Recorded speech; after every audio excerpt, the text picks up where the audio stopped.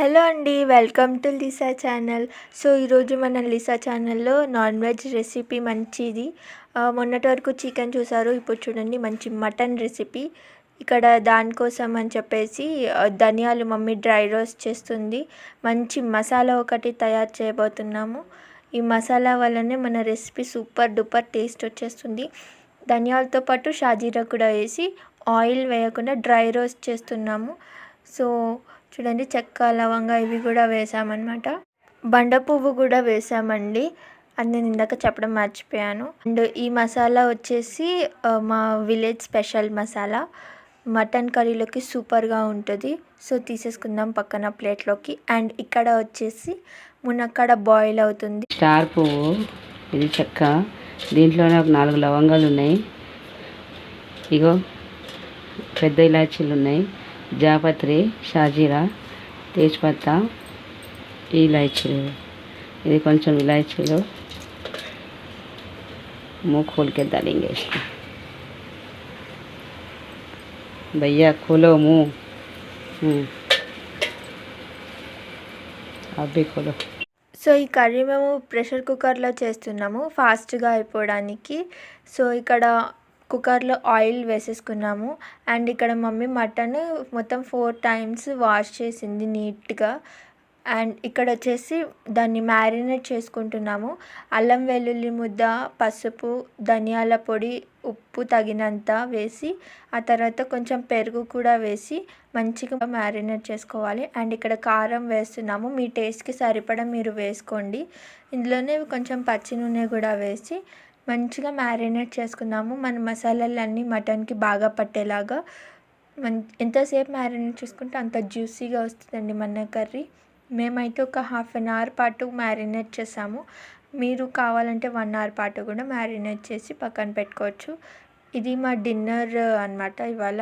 దీంతో పాటు మంచి రైస్ కూడా ఉంది. సో ఒక పక్క మనం మటన్ మ్యారినేట్ అవుతూ ఉంటుంది, ఇంకో పక్క మనము కర్రీ ప్రిపేర్ చేసుకుందాం. ఇక్కడ ఆయిల్లో మన మసాలా దినుసులు వేసుకున్నాము. అలాగే ఉల్లిపాయలు వేసి మంచిగా దాన్ని కలుపుకోవాలి. ఉల్లిపాయలు మంచి పచ్చివాసన పోయే వరకు వేగాలి.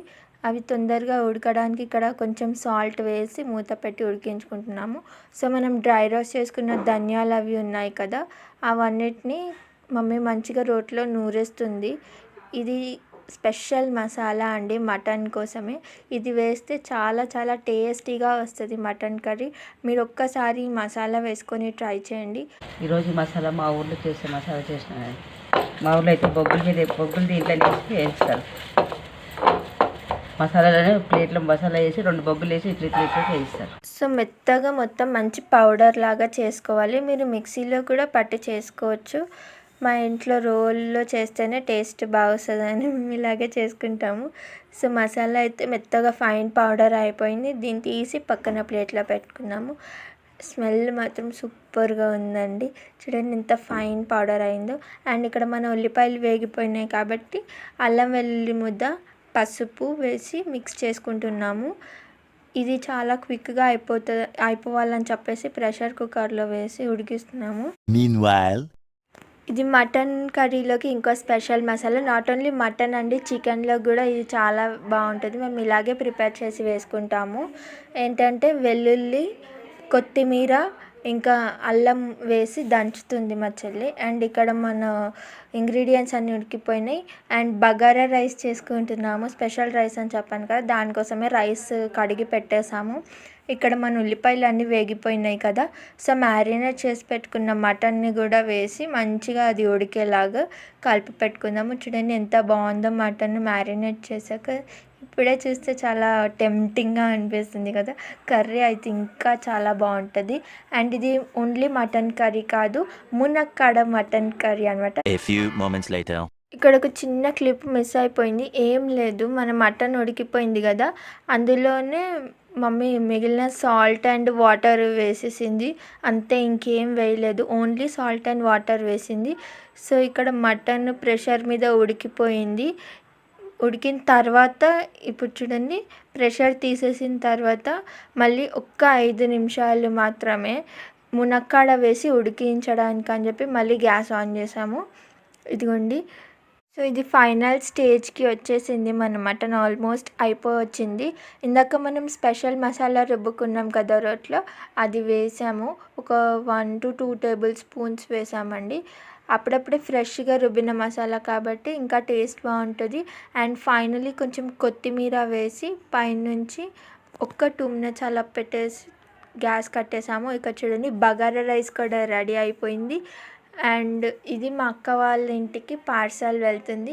ఇవాళ మాత్రం అనుకోకుండానే చేసాము. ఏదో తినాలనిపించింది అందుకనేసి చేసుకున్నాం అనమాట. కానీ చాలా చాలా అంటే చాలా టేస్టీగా వచ్చిందండి. మీరు కూడా డెఫినెట్గా ట్రై చేయండి మా మునక్కాడ మటన్ రెసిపీ.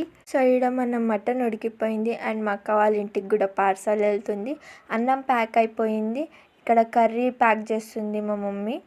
చాలా సూపర్ టేస్టీగా అనిపిస్తుంది కదా. ట్రై చేయండి గైస్. ఎన్నిసార్లు చెప్తున్నా అంటే తెలుసుకొని ఎంత బాగా వచ్చిందో.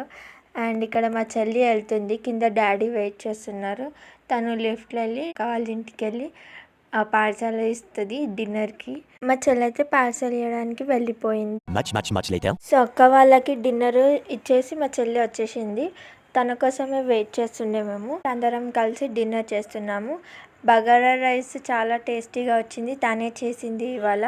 అండ్ మటన్ కర్రీ చూడండి, మునక్కాడ మటన్ కర్రీ ఎంత టేస్టీగా యమ్మీగా వచ్చిందో. ఫస్ట్ ప్లేటింగ్ నాదే. మా ఇంట్లో ఎప్పుడైనా వేడిగా చేస్తే ఫస్ట్ నేనే వేసుకుంటాను. అది అలా అలవాటు అయిపోయింది మాకు. అండ్ మీరు కూడా డెఫినెట్గా ట్రై చేయండి. చాలా సూపర్ టేస్టీగా ఉంటుంది. అండ్ అక్క పప్పుచారు పంపించింది మా అందరికి.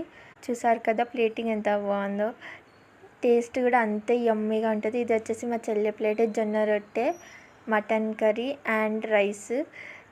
నేను టేస్ట్ చేసి చూపిస్తున్నాను. లెమన్ లేకపోతే నాన్ వెజ్ నాకు తినబుద్ధి కాదు. సో కంపల్సరీ కొంచెం పైనుంచి లెమన్ స్క్వీజ్ చేసుకోవాలన్నమాట. అది నా హ్యాబిట్. ఐ హోప్ మీ అందరికీ మా ఈ రెసిపీ నచ్చిందని అనుకుంటున్నాను. సో నచ్చితే like, share, comment and subscribe చేసుకోండి. బాయ్.